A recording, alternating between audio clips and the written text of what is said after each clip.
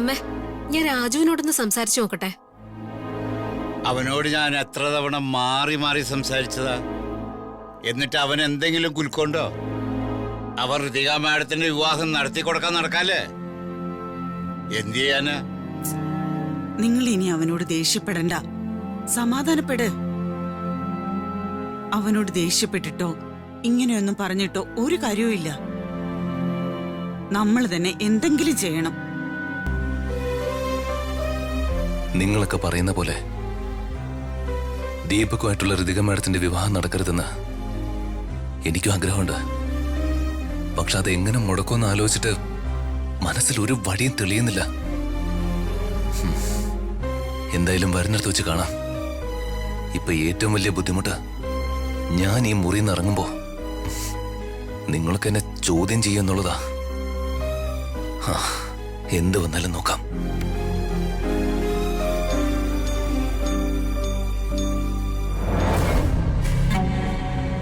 രാജു, നീ എവിടേക്കാ? ഞാൻ വർമ്മ സാറിന്റെ വീട്ടിലേക്ക് അയച്ചാ. എന്തിനാ? അവരുടെ വിവാഹം നടത്തി കൊടുക്കാനോ? അച്ഛാ, അത് എടാ, നീ ചെയ്യുന്ന എന്താണെന്ന് നിനക്ക് മനസ്സിലാവണില്ല. ഞാൻ നിന്നോട് പറഞ്ഞതല്ലേ, ഇതൊക്കെ ആലോചിച്ച് വിഷമിക്കുന്ന ഒരു ദിവസം വരുമെന്ന്. ഇപ്പൊ തന്നെ നിന്റെ ഉള്ളിൽ വിഷമമുണ്ടെന്ന് എനിക്കറിയാടാ. പക്ഷേ നീ ആ വിഷമം മറച്ചു വെച്ച് അവിടേക്ക് ചെന്ന് അവിടുത്തെ പണികളും ചെയ്ത് നീ ഇന്നലെ രാത്രിയിൽ എപ്പോഴാ വന്നത്? അച്ഛാ, നീ ഒന്ന് വന്നിട്ട് വീണ്ടും സാറിന്റെ വീട്ടിലേക്ക് വിവാഹത്തിന്റെ ജോലി നോക്കാൻ പോയില്ലേ? അച്ഛാ, അത് അംബിക മാഡം പറഞ്ഞിരുന്നു എല്ലാം നോക്കി ചെയ്യണമെന്ന്. രാജു, നിനക്ക് നാണാവുന്നില്ലേ? നീ അവര് പറയുന്നത് കേട്ടോണ്ട് എന്തിനാടാ അവിടെ പോയി പന്തലൊരുക്കാനും കല്യാണ പണികളൊക്കെ ചെയ്യാനും നിൽക്കുന്നേ? ചേച്ചി പ്ലീസ്, നിങ്ങൾ എനിക്ക് കുറച്ച് സമാധാനം താ. സമാധാനം തന്നിട്ട് നടക്കാൻ പോകുന്ന വിവാഹം നീ മുടക്കോ? അത് എന്റെ അവസ്ഥ ഒന്ന് മനസ്സിലാക്ക്. രാവിലെ തന്നെ നിങ്ങൾ എല്ലാരും കൂടി എന്നെ ടെൻഷൻ ആക്കല്ലേ? നിനക്കല്ലടാ ടെൻഷൻ. ഇപ്പൊ നിന്നേക്കാൾ കൂടുതൽ ടെൻഷൻ ഞങ്ങൾക്കാ. ആ കുട്ടിയുടെ ഭാവി ആലോചിക്കുമ്പോ എനിക്ക് പേടിയാവുക. നീ ഒരു കാര്യം ആലോചിച്ചോണം. ദീപക്ക് ഋതുമോളെ വിവാഹം കഴിച്ച് ഋതുമോൾക്ക് എന്തെങ്കിലും സംഭവിച്ച അതിന്റെ പൂർണ്ണ ഉത്തരവാദിത്വം നിനക്കായിരിക്കും.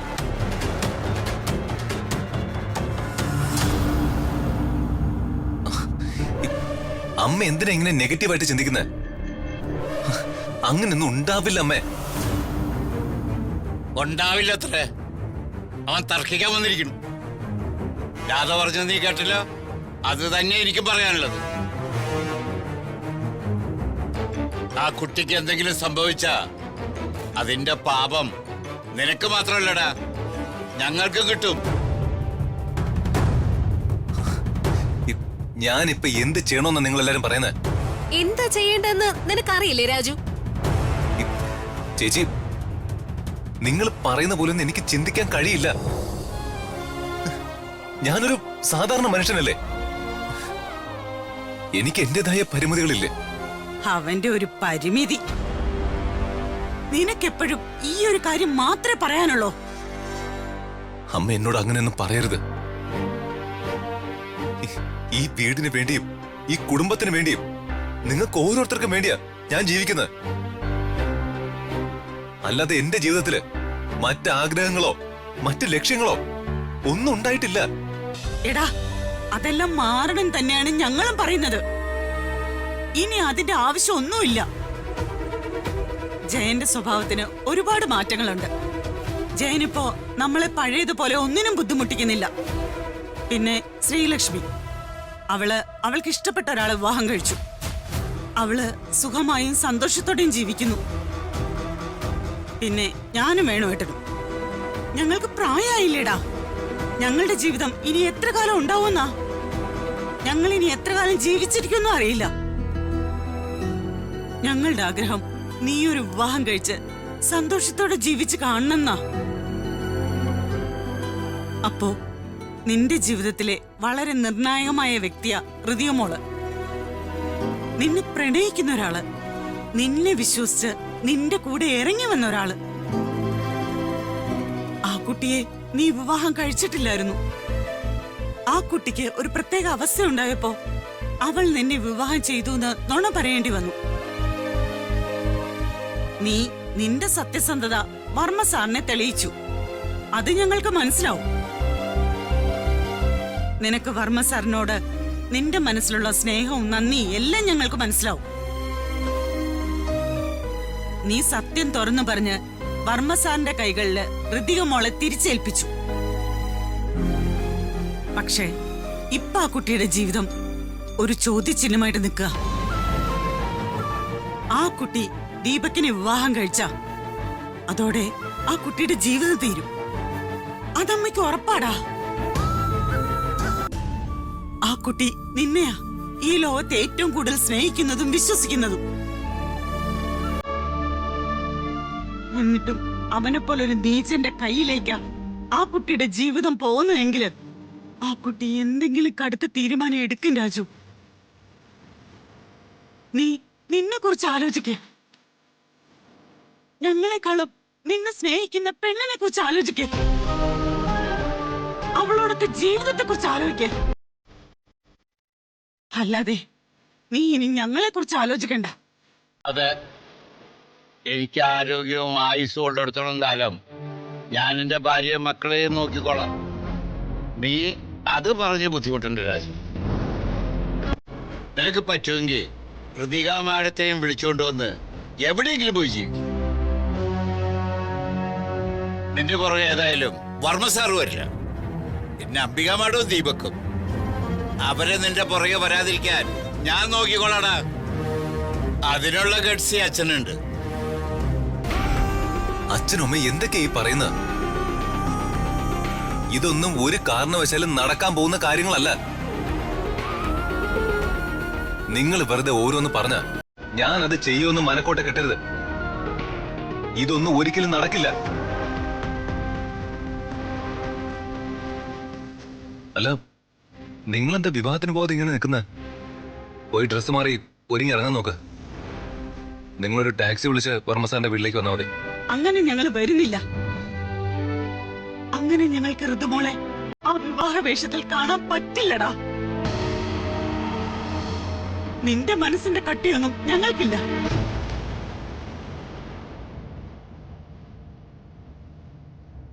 അച്ഛാ, അവര് നമ്മളെ ക്ഷണിച്ചതല്ലേ. നമ്മൾ പോകാതിരുന്ന മോശമല്ലേ അച്ഛാ? അച്ഛൻ അമ്മയെ പറഞ്ഞൊന്ന് മനസ്സിലാക്കി. എനിക്ക് ആരെയും പറഞ്ഞ് മനസ്സിലാക്കേണ്ട കാര്യമില്ല. രാധ പറഞ്ഞു കഴിഞ്ഞാ എനിക്കും പറയാനുള്ളത്. ഞങ്ങൾ ഈ വിവാഹത്തിന് വരണില്ല.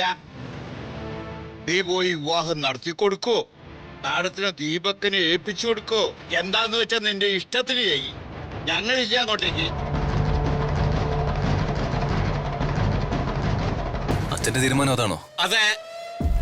ചേച്ചിക്ക് എന്താ പറയാനുള്ളത്? എനിക്കൊന്നും പറയാനില്ല.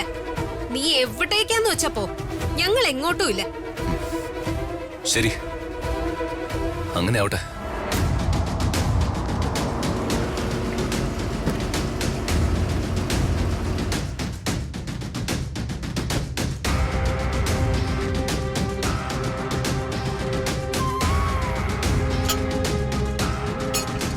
ദൈവമേ, വർമ്മ സാറോ?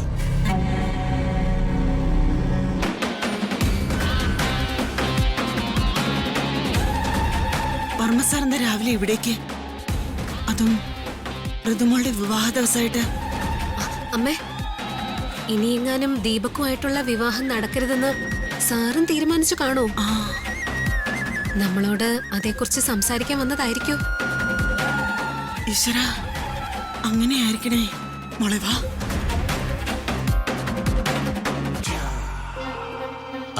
വർമ്മ സാറ് രാവിലെ എന്താ, അതും ഈ വിവാഹ തിരക്കിനിടയില്? ഞങ്ങളൊന്ന് ക്ഷേത്രം വരെ പോയതാ. കയറി വരൂ സർ, അകത്തേക്ക് ഇരിക്കാം. ഏയ്, അത് സാരമില്ല. നമുക്ക് ഇവിടെ നിന്ന് സംസാരിക്കാം. സാറെന്തെങ്കിലും സംസാരിക്കാനാണോ ഇങ്ങോട്ട് വന്നത്? അതെ പ്രിയെ, സംസാരിക്കാൻ വേണ്ടി വന്നതാ. പക്ഷേ എനിക്കല്ല സംസാരിക്കേണ്ടത്. പിന്നെ ആർക്കാ സംസാരിക്കേണ്ടത്? നിങ്ങൾക്കൊക്കെ വളരെ വേണ്ടപ്പെട്ട ഒരാള് കുറച്ചുനാള് നിങ്ങൾക്കൊപ്പല്ലേ ഇവിടെ താമസിച്ചത്. അവൾക്കിപ്പോ രാധമ്മയെ കാണണം, വേണു അങ്കിളിനെ കാണണം, അവളുടെ ചേച്ചിയൊക്കെ കാണണമെന്ന് പറഞ്ഞു വാശിയായിരുന്നു. ആര്? ഋതിക മോളോ? അതെ, ഞങ്ങള് ക്ഷേത്രത്തിലേക്ക് പോയതാ. തിരിച്ചു വരുന്ന വഴി ഇവിടെ വന്ന് രാധമ്മയും കണ്ട് നിങ്ങളെല്ലാവരെയും കണ്ട് അവൾക്ക് യാത്ര പറയണമെന്ന് എന്നോട് പറഞ്ഞു. അപ്പോ ഞാനാ അവളെ ഇങ്ങോട്ട് കൂട്ടിക്കൊണ്ടുവന്നത്. എവിടെ? ഞങ്ങളുടെ ഋതുമോൾ എവിടെ? ഋതികേ,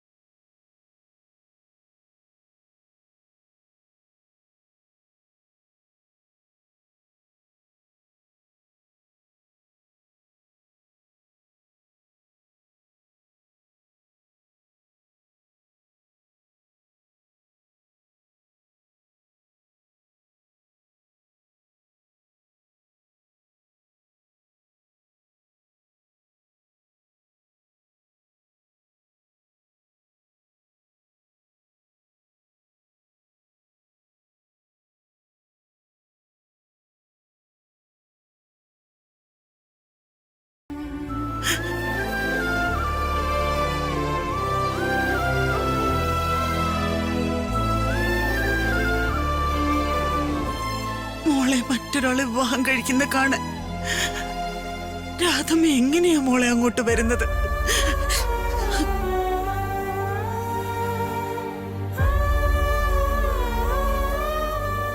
മോള് രാധമ്മയുടെ മരുമോളല്ലേ? മോള് ഈ വീട്ടിലെ അല്ലേ?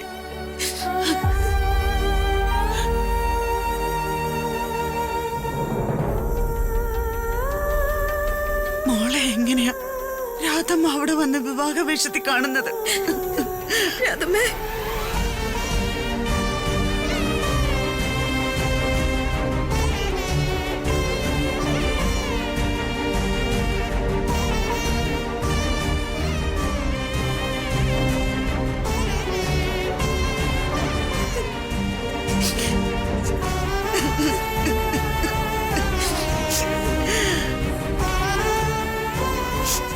ഋതികേ, വാ.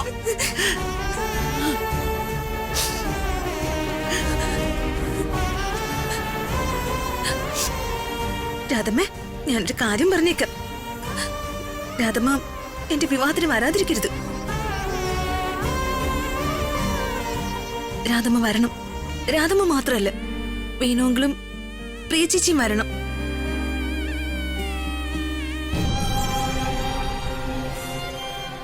എല്ലാവരും വരണം.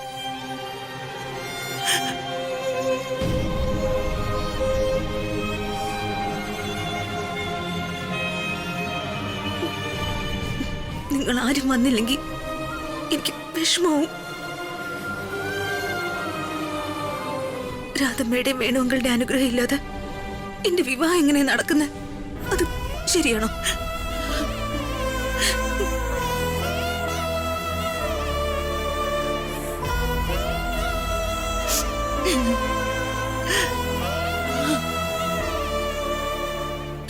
കരയില്ലേ? രാധമ്മ കരഞ്ഞ ഞാനും കരയും. ഇന്ന് എന്റെ വിവാഹമല്ലേ? എന്റെ വിവാഹ ദിവസം എന്നെ കരയിച്ചയക്കാണ്. ഇല്ല മോളെ, രാധമ്മ കരയില്ല.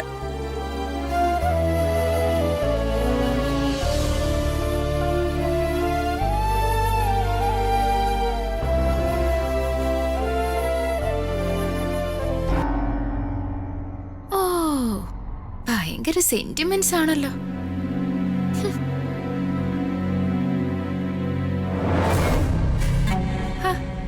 ഋതികയും വർമ്മ സാറും എന്താ രാവിലെ ഇവിടെ?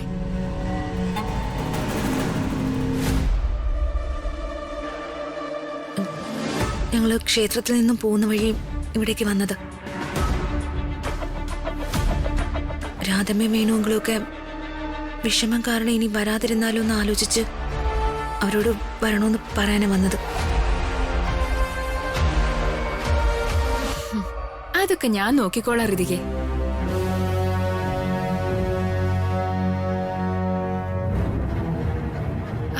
ഞാനിവര് വിളിച്ചോണ്ട് വന്നോളാം. ഋതിക എന്തിനാ വെറുതെ ബുദ്ധിമുട്ടുന്നേ? ഞാനില്ലേ ഇവിടെ. ഋതിക ധൈര്യമായിട്ട് പൊക്കോ. ഇവരെല്ലാവരും വരും.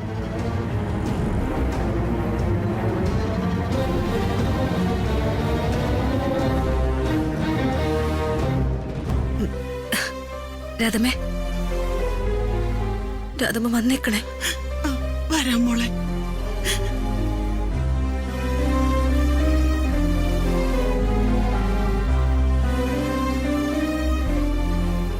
വിവാഹത്തിന്റെ സമയത്ത് എനിക്ക് വേണുങ്ങളോടും പ്രിയചേച്ചിയോടും രാധമ്മയോടും സംസാരിക്കാനുള്ള സമയം കിട്ടിയില്ലെങ്കിലോ എന്ന് ഓർത്ത നിങ്ങളോട് യാത്ര പറയാൻ കൂടി ഞാൻ വന്നത്.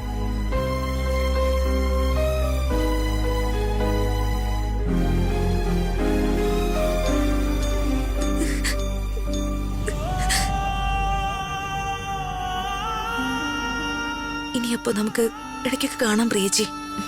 ശരി ഋതിക മാഡം. എനിക്ക് ഞാൻ ഇറങ്ങട്ടെ രാധമ്മേ?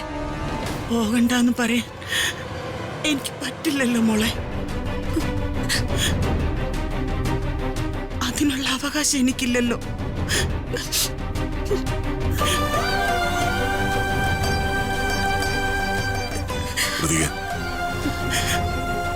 നമുക്കിറങ്ങാം.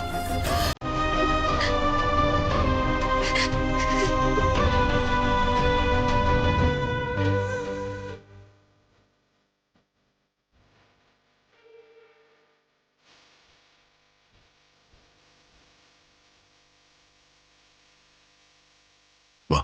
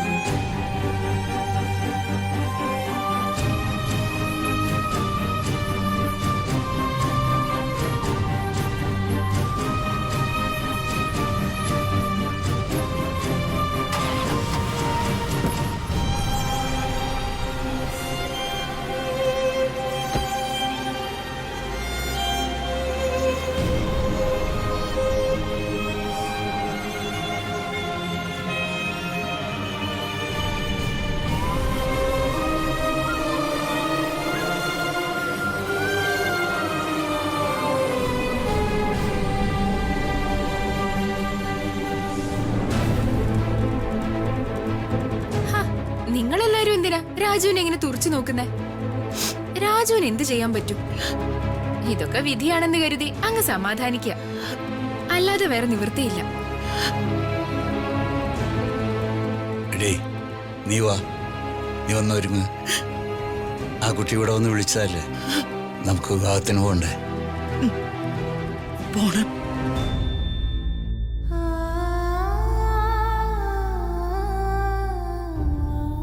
ഡേ, നീ പോയി കുളിച്ച് റെഡിയാവ്.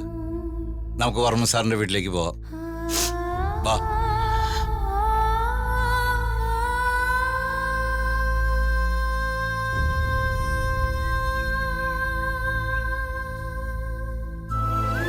രാജു ഇതൊന്നും കണ്ട് വിഷമിക്കണ്ട.